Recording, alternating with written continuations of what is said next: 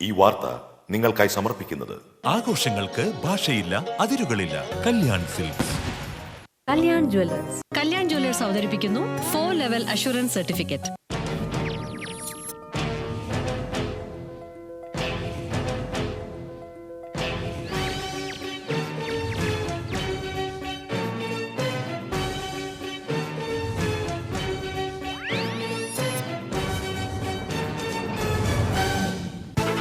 മതിലകം ബിജിത്ത് കൊലപാതക കേസിൽ മുഖ്യപ്രതി അറസ്റ്റിൽ. ഒഡീഷ ഗംഗാപൂർ സ്വദേശി ശിക്കാർ ടൊഫാനാണ് അറസ്റ്റിലായത്.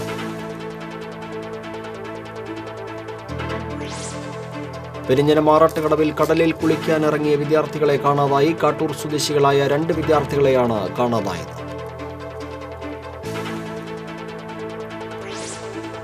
അതിരപ്പള്ളി മലക്കപ്പാറ പാതയിൽ 1 മാസത്തിനിടെ ഉണ്ടായ അപകടങ്ങളിൽ 3 മരണം. സഞ്ചാരികൾക്ക് മുന്നറിയിപ്പുമായി വനം വകുപ്പ്.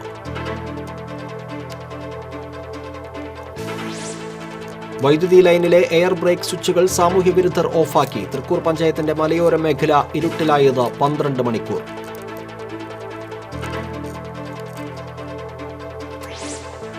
കഞ്ചാവ് കേസിലെ പ്രതി കസ്റ്റഡിയിൽ മരിച്ച സംഭവത്തിൽ എക്സൈസ് ഉദ്യോഗസ്ഥർ ഒളിവിൽ തുടരുന്നു. ഉദ്യോഗസ്ഥർ മുൻകൂർ ജാമ്യത്തിന് ശ്രമിക്കുന്നതായി സൂചന. വിശദമായ വാർത്തകളിലേക്ക്. മതിലകം ബിജിത്ത് കൊലപാതക കേസിൽ മുഖ്യപ്രതി അറസ്റ്റിൽ. ഒഡീഷ ഗംഗാപൂർ സ്വദേശി ശിക്കാർ ടൊഫാൻ എന്നറിയപ്പെടുന്ന ടൊഫാൻ മല്ലിക്കാണ് അറസ്റ്റിലായത്. മുംബൈ ധാരാവി കഴിഞ്ഞാൽ ഇന്ത്യയിലെ ഏറ്റവും വലിയ 2ാമത്തെ ചേരി എന്നറിയപ്പെടുന്ന ഒഡീഷയിലെ നയാപ്പള്ളി പോലീസ് സ്റ്റേഷൻ പരിധിയിലെ സല്യസാഹി ചേരിയിൽ നിന്നാണ് ഇയാൾ അറസ്റ്റിലായത്. ഒഡീഷയിലെ വിവിധ സ്ഥലങ്ങളിൽ നിന്നുള്ള നിരവധി കൊലപാതക കേസുകളിലെ പ്രതികളും ഗുണ്ടകളും നിറഞ്ഞ 3 ലക്ഷത്തിൽ പരം ആളുകൾ തിങ്ങിപ്പാർക്കുന്ന സ്ഥലമാണ് സല്യസാഹി ചേരി.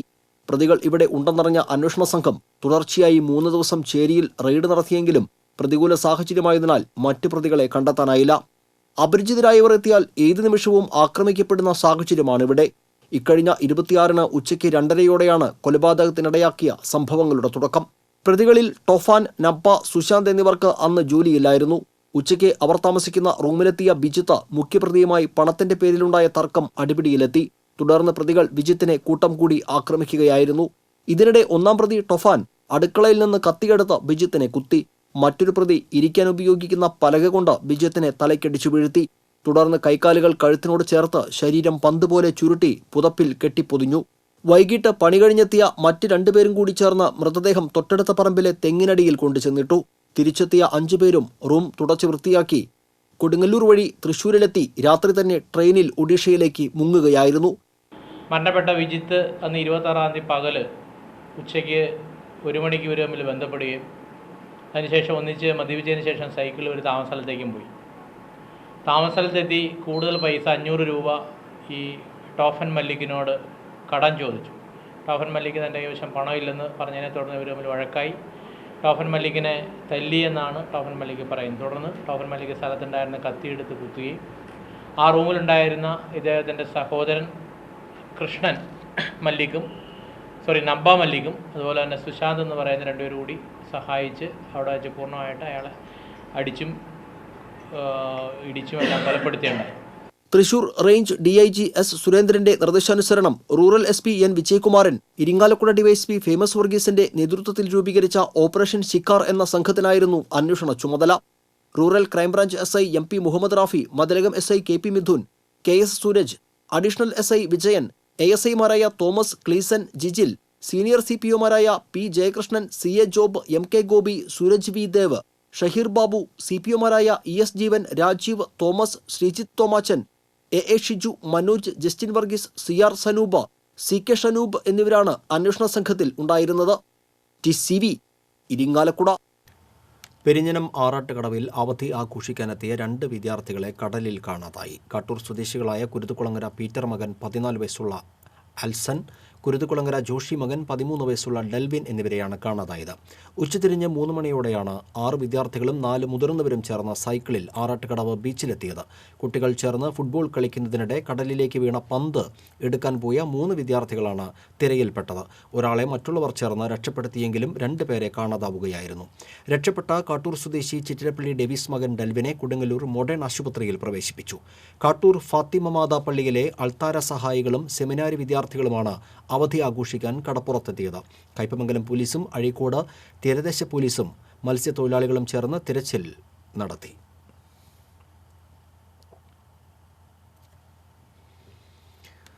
അതിരപ്പള്ളി മലക്കപ്പാറ പാതയിൽ ഒരു മാസത്തിനിടെ ഉണ്ടായ അപകടങ്ങളിൽ 3 മരണം. സഞ്ചാരികൾക്ക് മുന്നറിയിപ്പുമായി വനം വകുപ്പ്. മലക്കപ്പാറയിലേക്ക് ദിനംപ്രതി വിനോദസഞ്ചാരികളുടെ എണ്ണം കൂടി വരികയാണ്, പ്രത്യേകിച്ച് ബൈക്ക് യാത്രികരുടെ. അതിരപ്പള്ളി മുതൽ മലക്കപ്പാറ വരെയുള്ള 45 കിലോമീറ്റർ ദൈർഘ്യമുള്ള വനപാതയിൽ ഇതോടെ അപകടങ്ങളും തുടർക്കഥയായി. വിനോദസഞ്ചാരപാതയായി ഈ പാത വികസിപ്പിച്ചിട്ടില്ലെന്നതാണ് യഥാർത്ഥ വസ്തുത. തമിഴ്നാട്ടിലേക്ക് എളുപ്പമാർഗമായി ദശാബ്ദങ്ങളായി ഉപയോഗിക്കുന്ന വഴി ഏറെ മാറ്റമൊന്നും വരുത്താതെയാണ് ഇപ്പോഴും ഉപയോഗിക്കുന്നത്. സഞ്ചാരികളുടെയും വാഹനങ്ങളുടെയും എണ്ണമേറിയതോടെ ഈ പാതയിൽ അപകടങ്ങളും വർദ്ധിച്ചു. ഒരു മാസത്തിനിടെ 3 അപകട മരണങ്ങളാണ് ഇവിടെ ഉണ്ടായിട്ടുള്ളത്.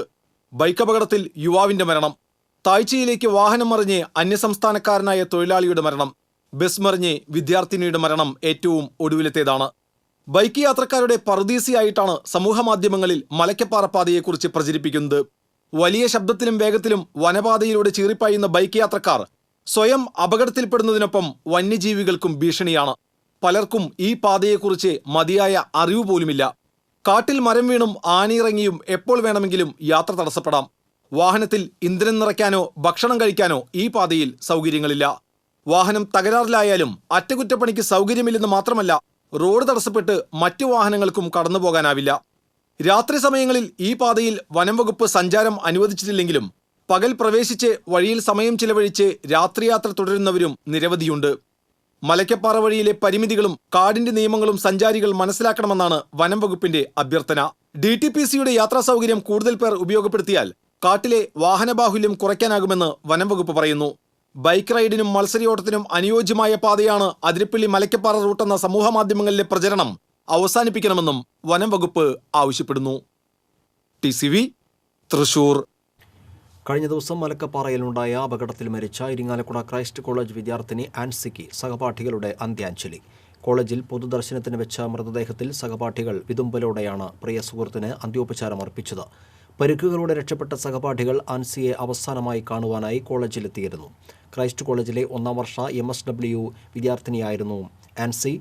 Devamatha provincial father Shaju Edamana, college manager John Paliyakkara, principal Mathew Paul Ookken, vice പ്രിൻസിപ്പൽമാരായ Jolly Andrews, Bose, PT Joy എന്നിവരും സാമൂഹ്യ രാഷ്ട്രീയ രംഗത്തെ പ്രമുഖരും അന്ത്യോപചാരം അർപ്പിച്ചു.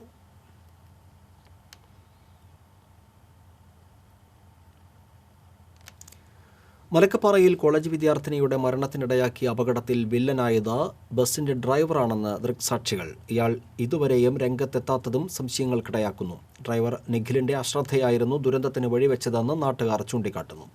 അപകടസ്ഥലത്ത് നിന്ന് ഇയാൾ തന്ത്രപൂർവ്വം രക്ഷപ്പെട്ടതും ജനങ്ങളെ രോഷാകുലരാക്കി.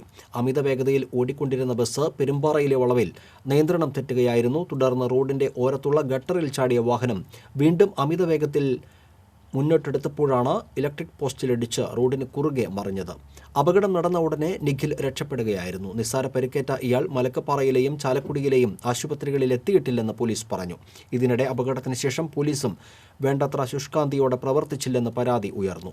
പരിക്കേറ്റവരെ മൊഴിയെടുക്കുന്ന കാരണം നിരത്തി മണിക്കൂറുകളോളം പോലീസ് സ്റ്റേഷനിൽ നിർത്തുകയായിരുന്നു. ഇവരെ ആദ്യം പ്രവേശിപ്പിച്ച മലക്കപ്പാറ ആശുപത്രിയിൽ നിന്നും ചാലക്കുടിയിലേക്ക് കൊണ്ടുവരുന്നതിനിടയിലാണ് മൊഴിയെടുക്കൽ നടന്നത്. സമയം ഏറെ വൈകിയതിനാൽ അമ്പലപ്പാറയിൽ ഈ സമയം ആനക്കൂട്ടം റോഡിലിറങ്ങിയിരുന്നു. ഇടവേള. ഹലോ, ഉറക്കൊന്നുമില്ലേ? രാവിലെ പ്രാക്ടീസ് ഉള്ളതാ. സർദാർജിക്ക് എന്ത് പറ്റി? ദീപാവലി അല്ലേ സാർ, അവന് വീട്ടിൽ പോകാൻ പറ്റാത്തതിന്റെ വിഷമാണ്. അതിനെന്തിനാ വിഷമിക്കുന്നത്? കാൽക്കട്ടയിൽ ദീപാവലി ഉണ്ടെങ്കിൽ കൽപ്പറ്റയിലും ഉണ്ട്, തിരുനെൽവേലിയിലുണ്ടെങ്കിൽ തിരുവനന്തപുരത്തും ഉണ്ട്, പട്ടിയാലയിലുണ്ടെങ്കിൽ പാലക്കാടിലും ഉണ്ട്. നമ്മളെല്ലാരും ഒരു കുടുംബമല്ലേ. ആഘോഷങ്ങൾക്ക് ഭാഷയില്ല, അതിരുകളില്ല. Kalyan Silks the big Indian Diwali sale. ഈ വർഷത്തെ ഏറ്റവും പുതിയ ദിവാലി കളക്ഷനുകൾ 50% വരെ വിലക്കുറവിൽ. ഹാപ്പി ദിവാലി ബണ്ട്. കല്യാൺ സിൽക്സ്. വാർത്തകൾ തുടരുന്നു. വൈദ്യുതി ലൈനിലെ എയർ ബ്രേക്ക് സ്വിച്ചുകൾ സാമൂഹ്യവിരുദ്ധർ ഓഫാക്കിയത് മൂലം തൃക്കൂർ പഞ്ചായത്തിന്റെ മലയോര മേഖല 12 മണിക്കൂർ ഇരുട്ടിലായി. KSEBയുടെ കല്ലൂർ ഫീഡർ പരിധിയിൽപ്പെട്ട ഭരത കപ്പേള, ആലേങ്ങാട് പാറ എന്നീ AB സ്വിച്ചുകളാണ് ഓഫാക്കിയത്. തിങ്കളാഴ്ച പുലർച്ചെ 2-നായിരുന്നു സംഭവം. ഇതോടെ മലയോര മേഖലയിൽ കല്ലൂർ ആലേങ്ങാട് മുതൽ മരോട്ടിച്ചാൽ വല്ലൂർകൂത്ത് വരെയുള്ള പ്രദേശങ്ങളാണ് ഇരുട്ടിലായത്. നിലവിൽ ഹൈടെൻഷൻ ലൈനിലെ അടിയന്തര ആവശ്യങ്ങൾക്ക് സബ്സ്റ്റേഷനിൽ നിന്നുള്ള അനുമതിയോടെയാണ് AB സ്വിച്ചുകൾ ഓഫാക്കുന്നത്. എന്നാൽ അറിയിപ്പൊന്നുമില്ലാതെ AB സ്വിച്ചുകൾ തുറന്നത് അധികൃതരെയും ആശങ്കയിലാക്കി. ലൈനിൽ വൈദ്യുതി പ്രവഹിച്ചുകൊണ്ടിരിക്കെയാണ് സ്വിച്ച് ഓഫാക്കിയത്. ഇത് വലിയ അപകടങ്ങൾക്ക് കാരണമാകുമെന്നതാണ് അധികൃതരെ ശങ്കയിലാക്കിയത്. വൈദ്യുതി പ്രവഹിക്കുന്നതിനിടെ AB സ്വിച്ചുകൾ തുറക്കുമ്പോൾ വലിയ തോതിൽ തീപ്പൊരി ചിതറാനും ബ്ലേഡുകൾ കത്തി AB സ്വിച്ചുകൾ നശിക്കാനും സാധ്യതയുണ്ട്. ലൈനിൽ അവിചാരിതമായി എന്തെങ്കിലും തകരാറുണ്ടായാൽ ഓഫീസിൽ അറിയിക്കാതെ ആരെങ്കിലും സ്വിച്ച് ഓഫ് ചെയ്തതാണോ എന്നും അറിയാതെ ജീവനക്കാർ നെട്ടോട്ടമോടി. വൈദ്യുതി വകുപ്പ് ജീവനക്കാർ ലൈനിൽ മൊത്തം പരിശോധിച്ച ശേഷം തിങ്കളാഴ്ച ഉച്ചതിരിഞ്ഞാണ് വീണ്ടും സ്വിച്ച് ഓൺ ചെയ്തത്. മേഖലയിൽ സാമൂഹ്യവിരുദ്ധ പ്രവർത്തനങ്ങൾക്ക് മറ സൃഷ്ടിക്കാൻ കരുതിക്കൂട്ടി AB സ്വിച്ച് ഓഫാക്കിയതാകാമെന്നാണ് നാട്ടുകാരുടെ സംശയം. മലയോര മേഖലയിൽ കഞ്ചാവ് സംഘങ്ങളും മരം മുറിച്ചു കടത്തുന്ന സംഘങ്ങളും വ്യാപകമായുള്ളതാണ് നാട്ടുകാരുടെ സംശയത്തിന് കാരണം. TCV പുതുക്കാട്. കഞ്ചാവ് കേസിലെ പ്രതി കസ്റ്റഡിയിൽ മരിച്ച സംഭവത്തിൽ എക്സൈസ് ഉദ്യോഗസ്ഥർ ഒളിവിൽ തുടരുന്നു. പാവറട്ടിയിൽ പ്രതി എക്സൈസ് കസ്റ്റഡിയിൽ മരണപ്പെട്ട കേസിൽ ആരോപണ വിധേയരായ ഉദ്യോഗസ്ഥർ ഇതുവരെയും ചോദ്യം ചെയ്യലിന് ഹാജരായില്ല. എക്സൈസ് ഉദ്യോഗസ്ഥർ മുൻകൂർ ജാമ്യത്തിന് ശ്രമിക്കുന്നതായാണ് സൂചന. അന്വേഷണ ഉദ്യോഗസ്ഥനായ ഗുരുവായൂർ ACPയുടെ മുന്നിൽ ഹാജരാകാൻ 8 എക്സൈസ് ഉദ്യോഗസ്ഥർക്ക് നോട്ടീസ് നൽകിയിരുന്നുവെങ്കിലും ഉദ്യോഗസ്ഥർ പ്രതികരിച്ചിട്ടില്ല. ഉദ്യോഗസ്ഥരെക്കുറിച്ച് യാതൊരു വിവരവും ഇല്ലെന്നാണ് പോലീസ് പറയുന്നത്. എക്സൈസ് ജീപ്പ് ഓടിച്ചിരുന്ന ഡ്രൈവറെ സാക്ഷിയാക്കാനാണ് സാധ്യത. എക്സൈസ് സംഘത്തിലെ ഒരാൾ മാപ്പു സാക്ഷിയായേക്കും. ഉദ്യോഗസ്ഥർ ഇനിയും ഹാജരായില്ലെങ്കിൽ പോലീസ് നിയമ നടപടികളിലേക്ക് കടന്നേക്കും. എക്സൈസ് കസ്റ്റഡിയിൽ പ്രതി മരിച്ച സംഭവത്തിൽ നിർണായക തെളിവുകൾ ശേഖരിച്ച് അന്വേഷണ സംഘം. മലപ്പുറം സ്വദേശി രഞ്ജിത്ത് മരിച്ച കേസിലാണ് നിർണായക തെളിവുകൾ പോലീസ് ശേഖരിച്ചത്. രഞ്ജിത്തിനെ കസ്റ്റഡിയിലെടുത്ത സ്ഥലത്തെയും പാവറട്ടി പാലത്തിനടുത്തുള്ള ഗോഡൌണിൽ കൊണ്ടുവന്നതുമായ ദൃശ്യങ്ങളാണ് അന്വേഷണ സംഘത്തിന് ലഭിച്ചത്. രഞ്ജിത്തുമായി വാഹനത്തിൽ പോകുന്നതിന്റെ CCTV ദൃശ്യങ്ങൾ മുല്ലശ്ശേരിയിൽ നിന്നും അന്വേഷണ സംഘത്തിന് ലഭിച്ചിട്ടുണ്ട്. മതിലകം ഭജനമഠത്ത് തിരയിൽപ്പെട്ട വഞ്ചി തകർന്ന് 2 പേർക്ക് പരിക്കേറ്റു. പുലർച്ചെ 5 മണിയോടെ മത്സ്യബന്ധനത്തിനിറങ്ങിയ മുത്തപ്പൻ എന്ന മുറിവഞ്ചിയാണ് തിരയിൽ തകർന്നത്. വഞ്ചിയിലുണ്ടായിരുന്ന പെരിഞ്ഞനം വെസ്റ്റ്, പടിഞ്ഞാറേക്കൂറ്റ് അനിൽ, രാമത്ത് ലിച്ചു എന്നിവർക്കാണ് പരിക്കേറ്റത്. ഇവരെ കൊടുങ്ങല്ലൂർ താലൂക്ക് ആശുപത്രിയിൽ പ്രവേശിപ്പിച്ചു. വഞ്ചിയിലുണ്ടായിരുന്ന 4 പേരും നീന്തി കരയ്ക്ക് കയറുകയായിരുന്നു. വഞ്ചിയുടെ എഞ്ചിന് കേടുപാടുകൾ സംഭവിക്കുകയും വല നഷ്ടപ്പെടുകയും ചെയ്തു. 4 ലക്ഷം രൂപയുടെ നഷ്ടം സംഭവിച്ചതായി തൊഴിലാളികൾ പറഞ്ഞു. നിയമവിരുദ്ധ മത്സ്യബന്ധന രീതിയായ നൊരമ്പ് കെട്ടുവാനായി കൊണ്ടുപോവുകയായിരുന്ന കൊഴിഞ്ഞിൽ കയറ്റിയ വാഹനം മത്സ്യത്തൊഴിലാളികൾ തടഞ്ഞു. ചാവക്കാട് നിന്നും 1 ലോഡ് കൊഴിഞ്ഞിലുമായി എത്തിയ എയ്സ് വാഹനമാണ് എറിയാട് ചന്തയിൽ മത്സ്യത്തൊഴിലാളികൾ തടഞ്ഞത്. സംഭവം അറിഞ്ഞെത്തിയ കൊടുങ്ങല്ലൂർ പോലീസ് വാഹനം കസ്റ്റഡിയിലെടുത്തു. ഫിഷറീസ് വകുപ്പിന് കൈമാറി. ഒരു മത്സ്യ കയറ്റുമതി സ്ഥാപനത്തിനു വേണ്ടിയാണ് കൊഴിഞ്ഞിൽ എത്തിച്ചതെന്നാണ് സൂചന. കടലിൽ കൃത്രിമ തുരുത്തുകൾ തീർത്ത് മുട്ടയിടാറായ മത്സ്യങ്ങളെ ആകർഷിച്ച് ഒറ്റയടിക്ക് വലയിലാക്കുന്ന രീതിയാണ് നൊരമ്പ് കെട്ടൽ. മത്സ്യസമ്പത്ത് നശിപ്പിക്കുന്ന ഈ സമ്പ്രദായം നിരോധിച്ചിട്ടുണ്ടെങ്കിലും കടലിൽ വ്യാപകമായി തുടരുന്നുണ്ട്. അഴീക്കോട് പേ ബസാറിൽ 1.5 വയസ്സുകാരിയെ തെരുവുനായ ആക്രമിച്ചു. പേ ബസാർ കടപ്പുറത്ത് കമ്പ്ലിക്കൽ മുരുകന്റെ മകൾ അഷ്നിയെയാണ് നായ ആക്രമിച്ചത്. പരിക്കേറ്റ കുട്ടിയെ തൃശൂർ മെഡിക്കൽ കോളേജ് ആശുപത്രിയിൽ പ്രവേശിപ്പിച്ചു. രാവിലെ വീട്ടുപരിസരത്തായിരുന്നു സംഭവം. അമ്മയോടൊപ്പം നിൽക്കുകയായിരുന്ന കുട്ടിയെ നായ ആക്രമിക്കുകയായിരുന്നു. അഴീക്കോട് പ്രദേശത്ത് മറ്റ് 2 പേർക്ക് കൂടി നായയുടെ കടിയേറ്റിട്ടുണ്ട്. 108 ദുർഗാലയങ്ങളിൽ പ്രധാന ക്ഷേത്രമായ കൊടകര പൂനിലാർക്കാവ് ദേവീക്ഷേത്രത്തിലെ പഴക്കുല വിതാനം വർണ്ണാഭമായി. കണ്ണനും കദളിയും കർപ്പൂരവള്ളിയും പൂവനും ചാരപ്പൂവനും നേന്ത്രനുമൊക്കെയായി 100 കണക്കിന് പഴക്കുലകൾ ദേവീസന്നിധിയെ വർണ്ണാഭമാക്കി. ചെന്തെങ്ങിൻ കുലയും കുലവാഴയും കുരുത്തോലയും പൂമാലയുമൊക്കെയായി നടപ്പുരയെ മനോഹരമായാണ് അലങ്കരിച്ചിരിക്കുന്നത്. പഴക്കുലകളെ പാറാടയും മറ്റു പക്ഷികളും കൊത്താതിരിക്കാനുമായി ഇനി വിജയദശമി വരെയുള്ള പകലിരവുകൾ ഈ പഴക്കുലകൾക്ക് കാവലായി ചെറുപ്പക്കാരും മധ്യവയസ്കരും വൃദ്ധരുമൊക്കെയടങ്ങുന്ന ഭക്തരുടെ കൂട്ടായ്മയുണ്ട്. ഇക്കുറി നവരാത്രിയിലെ 3 രാത്രിയിലാണ് കാവൽ. രാത്രിയിൽ കഥകളും കട്ടൻ കാപ്പിയുമായാണ് ഈ പഴക്കുലകൾക്ക് സംരക്ഷണമൊരുക്കുന്നത്. അഷ്ടമിയും നവമിയും പിന്നിട്ട് വിജയദശമി നാളിൽ രാവിലെ സരസ്വതി സന്നിധിയിൽ കുരുന്നുകളെ ഹരിശ്രീ കുറിക്കലും പൂജിച്ച പുസ്തകങ്ങൾ സ്വീകരിക്കലും കഴിഞ്ഞാലാണ് ഈ പഴക്കുലകൾ ഉടമസ്ഥർക്ക് വെട്ടിക്കൊടുക്കുക. ക്ഷേത്രത്തിലേക്ക് പഴക്കുലകൾ സമർപ്പിക്കുന്ന ഭക്തരുമുണ്ട്. അറിവിൻ്റെയും ഐശ്വര്യത്തിൻ്റെയും ഉത്സവമായ നവരാത്രി കാലത്ത് ഇത്രയധികം പഴക്കുലകളാൽ അലങ്കാരം നടത്തുന്ന കേരളത്തിലെ അപൂർവം ക്ഷേത്രങ്ങളിൽ ഒന്നാണ് കൊടകര പൂനിലാർക്കാവ്. TCV കൊടകര. ഊരകം അമ്മ തിരുവടി ക്ഷേത്രത്തിൽ നവരാത്രി മഹോത്സവത്തോടനുബന്ധിച്ച് കുലവാഴകൾ വിതാനിച്ചു. ക്ഷേത്രത്തിന്റെ പടിഞ്ഞാറെ നടപ്പുര, ബലിക്കല്ലുപുര, സരസ്വതി മണ്ഡപം എന്നിവിടങ്ങളിലാണ് കുലവാഴകൾ വിതാനിച്ചിരിക്കുന്നത്. പ്രളയം മൂലം കാർഷിക മേഖലയിലുണ്ടായ നഷ്ടങ്ങൾ കാരണം ഊരകം ക്ഷേത്രത്തിന് സമീപത്തെ ഗ്രാമങ്ങളിൽ നിന്നാണ് വാഴക്കുലകൾ ശേഖരിച്ചതെന്ന് ക്ഷേത്രം ഉപദേശക സമിതി പ്രസിഡന്റ് ഐച്ചിൽ രാധാകൃഷ്ണൻ പറഞ്ഞു. ക്ഷേത്രത്തിന്റെ കിഴക്കേ ഗോപുരത്തിനകത്തുള്ള വലിയ 2 അറകളിൽ വെച്ചാണ് പിണ്ടി അടക്കം പഴുപ്പിക്കുന്നത്.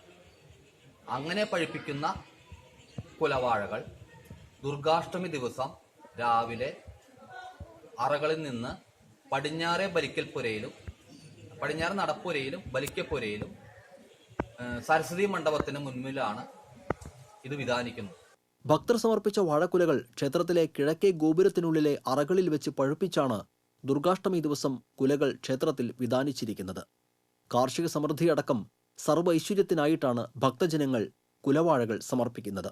വിദ്യാരംഭ ദിവസം ഉച്ചയ്ക്ക് കുലവാഴകൾ സമർപ്പിച്ചിട്ടുള്ള ഭക്തർക്ക് കുലകൾ പ്രസാദമായി തിരികെ നൽകും. TCB ചേർപ്പ്. ഇടവേള.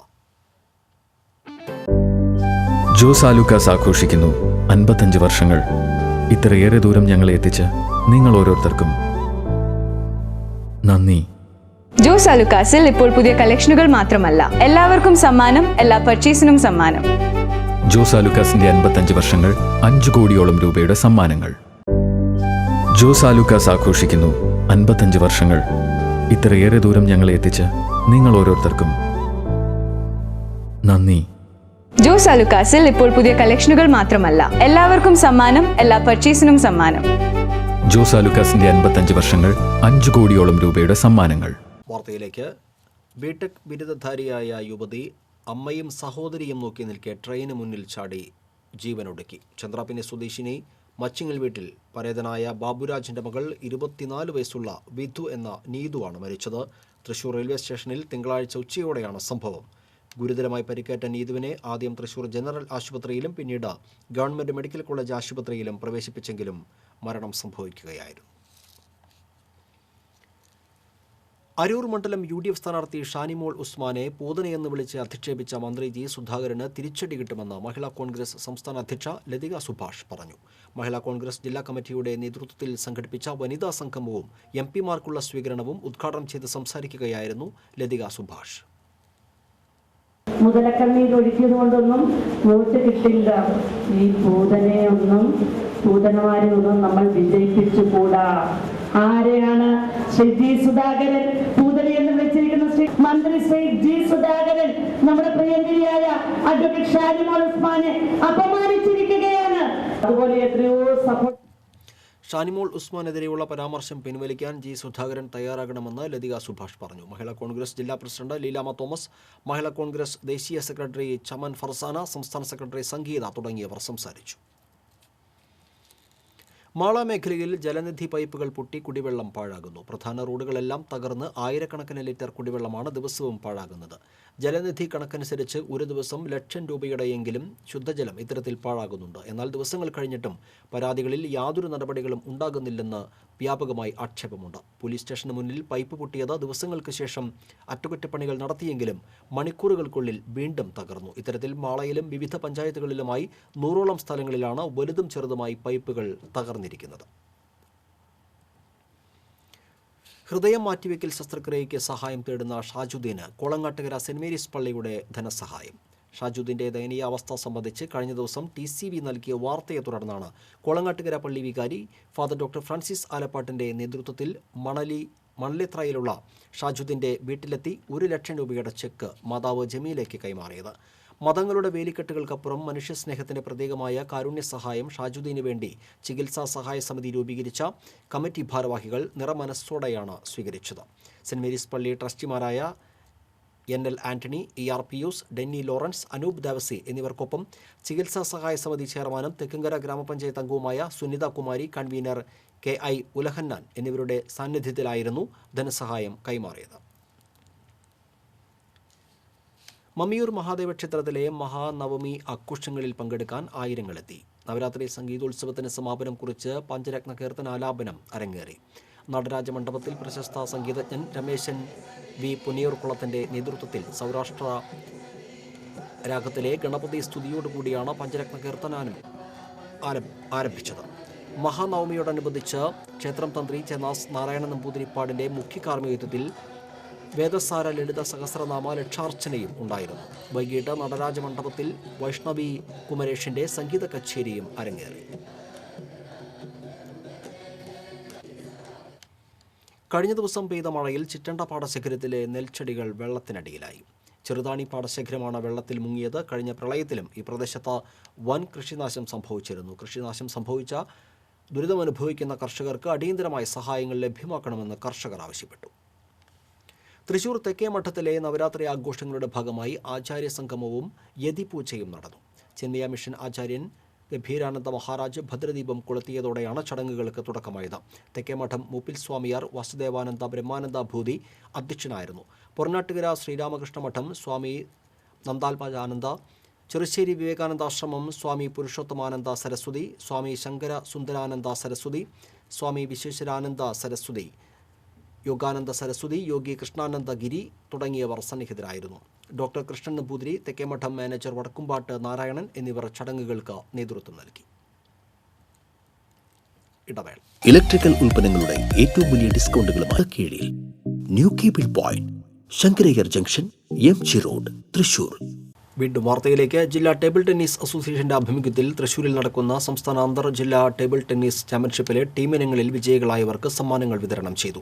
കൃഷി വകുപ്പ് മന്ത്രി അഡ്വക്കേറ്റ് വി എസ് സുനിൽകുമാർ സമ്മാനദാനം നിർവഹിച്ചു. Championship organising chairman Anand Menon, secretary Joseph Chacko, general convener Satheesh Attoor തുടങ്ങിയവർ സന്നിഹിതരായിരുന്നു.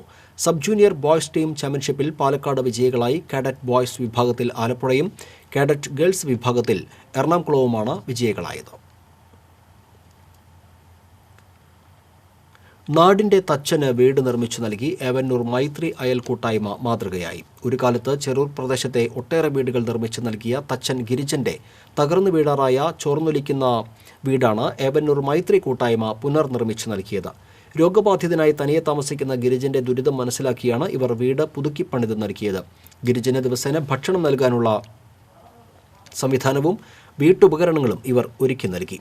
പുനർനിർമ്മിച്ച വീടിന്റെ താക്കോൽ സമർപ്പണ ചടങ്ങിൽ mayor Ajitha Vijayan, ward councillor Praseeja Gopakumar, Maithri കൂട്ടായ്മ അംഗങ്ങൾ തുടങ്ങിയവർ പങ്കെടുത്തു. പ്രശസ്ത തായമ്പക കലാകാരൻ ശുഗപുരം ദിലീപിന്റെ ശിഷ്യന്മാർ പഞ്ചാരിമേളത്തിൽ അരങ്ങേറ്റം നടത്തി. തിരുവമ്പാടി ക്ഷേത്രത്തിൽ നടന്ന അരങ്ങേറ്റത്തിൽ ശുഗപുരം ദിലീപിന്റെ 25 ശിഷ്യന്മാർ പങ്കെടുത്തു. 2 പെൺകുട്ടികൾ അടങ്ങുന്ന സംഘമാണ് അരങ്ങേറ്റം കുറിച്ചത്. കഴിഞ്ഞ ഒരു വർഷക്കാലം സ്കൂൾ ഒഴിവ് സമയങ്ങളിലായിരുന്നു പരിശീലനം. നിരവധി പേർ അരങ്ങേറ്റം കാണാൻ എത്തിയിരുന്നു.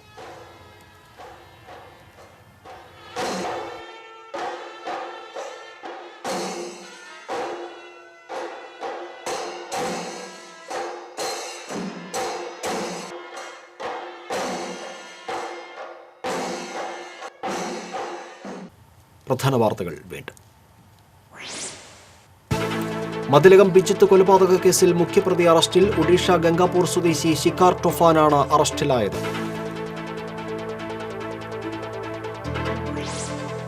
പെരിഞ്ഞനം മാറാട്ടുകടവിൽ കടലിൽ കുളിക്കാനിറങ്ങിയ വിദ്യാർത്ഥികളെ കാണാതായി. കാട്ടൂർ സ്വദേശികളായ 2 വിദ്യാർത്ഥികളെയാണ് കാണാതായത്. അതിരപ്പള്ളി മലക്കപ്പാറ പാതയിൽ ഒരു മാസത്തിനിടെ ഉണ്ടായ അപകടങ്ങളിൽ 3 മരണം. സഞ്ചാരികൾക്ക് മുന്നറിയിപ്പുമായി വനം വകുപ്പ്.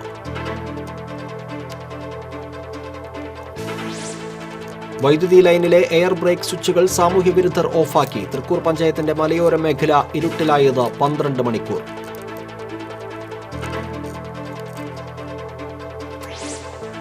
കഞ്ചാവ് കേസിലെ പ്രതി കസ്റ്റഡിയിൽ മരിച്ച സംഭവത്തിൽ എക്സൈസ് ഉദ്യോഗസ്ഥർ ഒളിവിൽ തുടരുന്നു. ഉദ്യോഗസ്ഥർ മുൻകൂർ ജാമ്യത്തിന് ശ്രമിക്കുന്നതായി സൂചന. ബുള്ളറ്റിൻ പൂർണ്ണമാകുന്നു. നമസ്കാരം.